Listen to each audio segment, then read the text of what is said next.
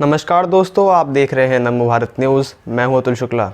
दोस्तों, आज गिरोह को बहुत खुशी हो रही होगी, एक समुदाय को बहुत खुशी मिल रही होगी, क्योंकि आज मीडिया में हिंदुत्व को बढ़ावा देने वाले रोहित सरदाना का देहावसान हो गया।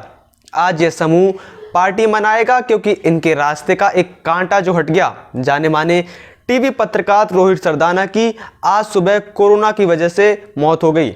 मैं भगवान से यही प्रार्थना करूंगा कि भगवान उनकी आत्मा को शांति दें। आपको बता दूं कि जी न्यूज़ के एडिटर सुधीर चौधरी ने ट्वीट करते हुए कहा कि अब से थोड़ी देर पहले जितेंद्र शर्मा का फ़ोन आया।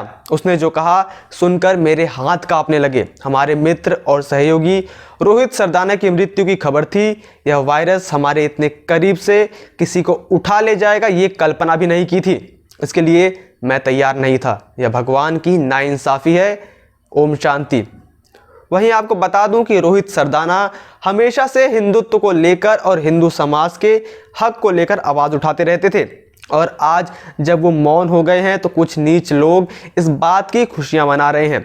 सोशल मीडिया पर बहुत से लोग इसके ऊपर जोक और टिप्पणी करना शुरू कर चुके हैं। हालांकि भले ही ये लोग कुछ भी करें, मैं भगवान से सिर्फ इतना ही कहूँगा कि इनको थोड़ी सद्बुद्धि दें और इनके परिवार को सही सलामत रखें।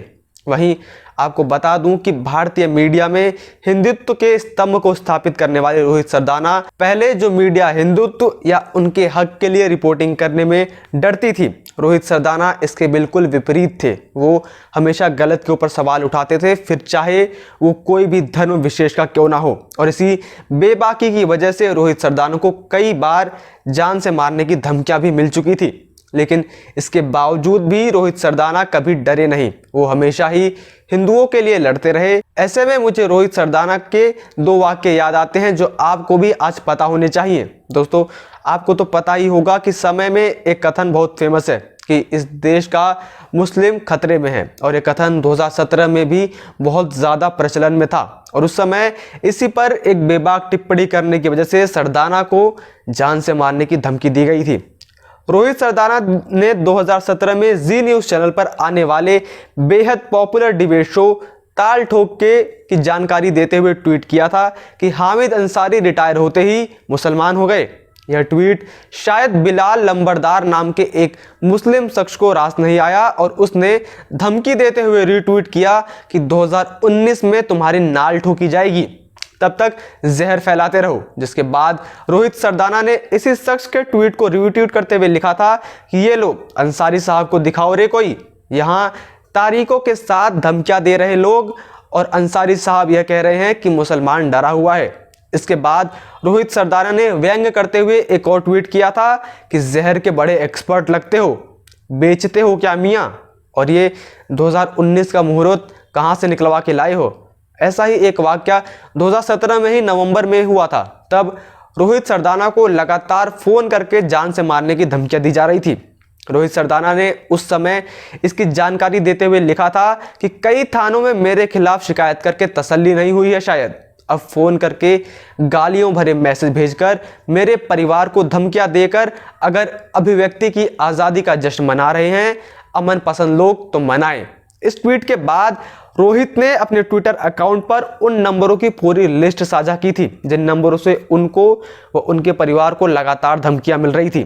साथ ही लिखा था कि मुझे अभिव्यक्ति की आज़ादी का मजा चखाने के लिए कोई आबिद, कोई नकवी, कोई हैदर लखनऊ, गुजरात, अफ्रीका में ओवरटाइम कर रहे हैं। रोहित सरदाना एक समुदाय को इस कदर नापसंद थे कि एक बार तो एक मुस्लिम धर्मगुरु ने रोहित सरदाना का सर कलम करने पर 1 करोड़ रुपए देने की बात कह दी थी। मुस्लिम धर्मगुरु ने कहा था कि जो कोई भी पत्रकार रोहित सरदाना का सर काट कर लाएगा, मैं उसे 1 करोड़ का इनाम दूंगा।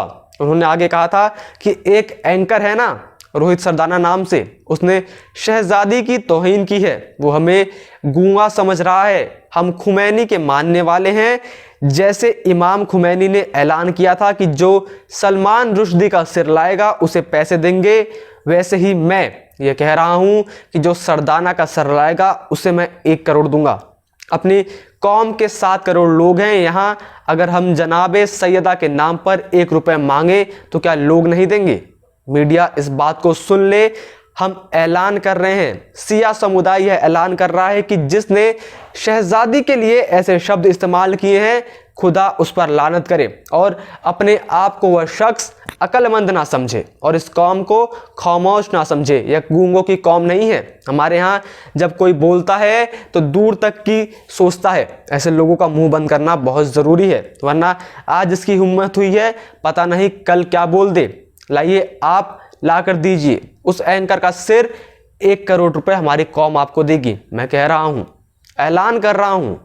लेकिन ऐसे धमकियों के बाद भी रोहित सरदाना ज़रा सा भी नहीं डरे और जो लोग पहले मीडिया को डराया करते थे, धमकियां देते थे, वो खुद रोहित सरदाना से डरते थे। दोस्तों, रोहित सरदाना हमेशा से ही हिंदुत्व को बढ़ावा देने की वजह से ही कितने ही लोगों की आंखों का कांटा बने हुए थे और एक समुदाय को तो इनसे अलग ही किस्म की नफरत थी। इसलिए यह समुदाय आए समय इनको धमकियां देता रहता था। लेकिन सरदाना एक सच्चे और एक बहादुर पत्रकार थे जो कभी भी इस प्रकार की धमकियों से डरे नहीं और इन पंचर पुत्रों की सच्चाई बताने से भी कभी हिचकिचाए बिल्कुल भी नहीं। आज उनकी मौत के बाद मीडिया जगत को काफ़ी बड़ी क्षति पहुंची है। इस देश को रोहित सरदाना जैसे राष्ट्रवादी पत्रकार की ज़रूरत थी, लेकिन विधाता को कुछ और ही मंजूर था। रोहित सरदाना जैसे बहादुर और प्रभावशाली पत्रकार भले ही आज इस दुनिया में ना हो, लेकिन लोग हमेशा उन्हें याद करेंगे। वहीं दोस्तों, मीडिया में एक कथन बहुत फेमस है कि गोदी मीडिया, तो रोहित सरदाना ने इसको भी परिभाषित किया था। रोहित सरदाना से एक व्यक्ति ने एक बार लाइव शो में पूछा था कि यह गोदी मीडिया क्या है, जिस पर रोहित सरदाना ने बताया था कि आप सब जहां भी मोहल्ले में रहते हैं या स्कूल कॉलेजों में पढ़ते होंगे, वहां आसपास में कुछ बदमाश लड़के होते हैं जो चौराहे पर बैठे रहते हैं और उनकी नज़र हमेशा मोहल्ले में रहने वाले और कॉलेज में पढ़ने वाली लड़कियों पर होती है। इन गुंडों को जो भी लड़की पसंद आ जाती है उसके बारे में कहने लगते हैं कि ये सबकी भाभी है, इसका सम्मान करो। अगर वो लड़की मना कर दे कि दोस्ती पसंद नहीं है तो वो सब मिलकर उस लड़की को आवारा बदचलन घोषित कर देते थे, दीवारों पर जा जाकर उसके खिलाफ लिखते थे। बस ऐसा ही कुछ गोदी मीडिया का भी हाल है। उन्होंने कहा कि जिन राजनीतिक पार्टियों की गोद में हम नहीं बैठे हैं, वो जा जाकर दीवारों पर गोदी मीडिया लिख देते हैं। उनका यह कहना है कि अगर तुम हमारी गोदी में नहीं बैठोगे तो हम तुम्हें बदनाम करने में लग जाएंगे। रोहित सरदाना सिर्फ हिंदुत्व को बढ़ावा देते थे, इसलिए वो लोगों की नज़रों में नहीं गड़े थे, बल्कि वो इन वामपंथी और लिबरल लोगों के आकाओं की बात नहीं सुनते थे, उनके आगे झुकते नहीं थे। इस वजह से भी वो बहुत से लोगों की नज़रों में गड़े हुए थे। लेकिन आज इसी बहादुर पत्रकार का निधन हो गया। सच ही कहा है किसी ने, भगवान अच्छे लोगों को अपने पास जल्दी बुला लेता है। बाकी नमो भारत न्यूज़ की तरफ से रोहित सरदाना को भावपूर्ण श्रद्धांजलि। भगवान उनके परिवार को इस विकट समय में शक्ति प्रदान करे। जय हिंद, जय भारत। वीडियो को लाइक, सब्सक्राइब और शेयर करना ना भूलें। अपने विचारों को कमेंट बॉक्स में लिखकर हम तक जरूर पहुंचाइए।